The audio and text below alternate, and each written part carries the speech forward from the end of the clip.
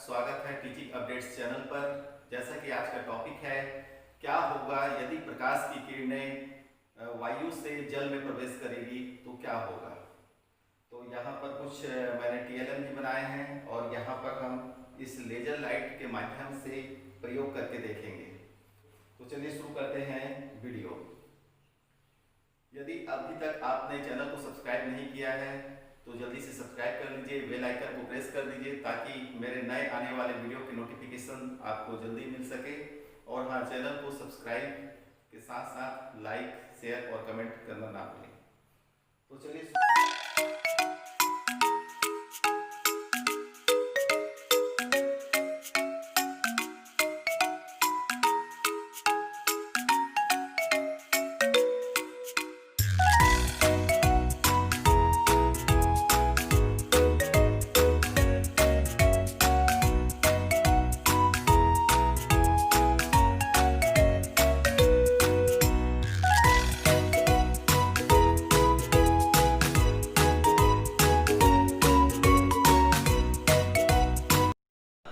जब कोई प्रकाश किरणें विरल माध्यम से सघन माध्यम में प्रवेश करती है तो वह अभिलंब की ओर झुक जाती है।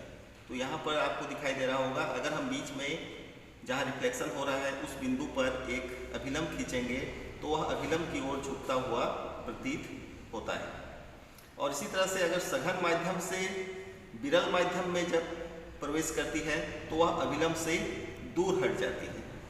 यानी कि जल माध्यम से ये प्रकाश किरणें जैसे ही कांच को पार करते हुए वायु में प्रवेश करेगी तो वह अभिलंब से फिर दूर हट जाएगी। यानी कि यहाँ पर इसका जो सेंटर है, ये यहाँ पर प्रकाश आपतित हो रही है, फिर वो जल पर वहाँ पर विचलन के बाद और फिर अंत में हमको ये बिंदु यहाँ दिखाई दे रहा है। जबकि हमको ये जो सीधी लाइन है ये यहाँ पर आना चाहिए, लेकिन ये अभिलंब के कारण अभिलंब की ओर झुक गई है, इसलिए इसका बिंदु यहाँ पर आ रहा है, यहाँ पर आ रहा है। देखिए ये नीचे यहाँ पर पॉइंट हो रहा है, जबकि इसको सीधा आगे आना चाहिए, लेकिन ये पॉइंट यहाँ हो रहा है।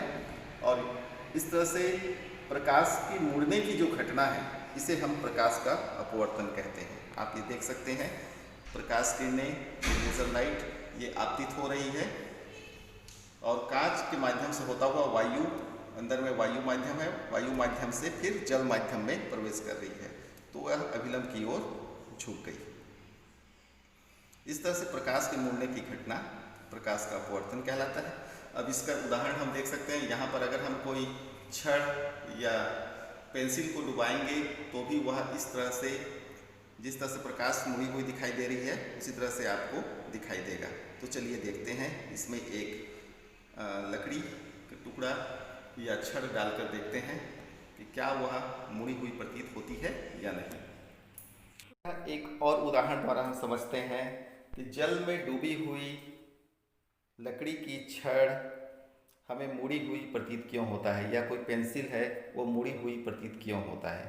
तो ये भी प्रकाश के अपवर्तन के कारण ही होता है। ये हम इसमें एक लकड़ी का छड़ इसमें रखते हैं और आप देख सकते हैं कि यह मुड़ी हुई प्रतीत हो रहा है, या ऐसे कटा हुआ इधर से दिख रहा है, लेकिन अगर हम इसको इधर से देखें तो ये हमको मुड़ा हुआ प्रतीत होता है। ये आप देख सकते हैं, इस तरह से ये ऐसा लग रहा है कि छड़ मुड़ गया है। तो ये भी प्रकाश के अपवर्तन की घटना के कारण हमको ऐसा प्रतीत होता है, ऐसा हमको दिखाई देता है। एक और उदाहरण द्वारा हम समझ सकते हैं कि पानी के तल में रखी हुई चीज़ें हमको उभरी हुई प्रतीत क्यों होती है। तो इसका भी उदाहरण प्रकाश के अपवर्तन के कारण ही होता है। इसे भी हम अभी प्रयोग करके देखते हैं, इस क्रियाकलाप को करके देखते हैं। दोस्तों, इस जार के नीचे में टेबल क्लॉथ में जो डिजाइन बना हुआ है, इस देख सकते हैं। इसे अगर हम यहाँ पर जल माध्यम में देखते हैं तो यह हमको उभरा हुआ प्रतीत हो रहा है। ऐसा लग रहा है कि ये जो डिजाइन है पूरी तरह से ऊपर में जल में बना हुआ है। ये थोड़ा सा तह से उठा हुआ हमको प्रतीत होता है। ये भी प्रकाश के अपवर्तन का उदाहरण है।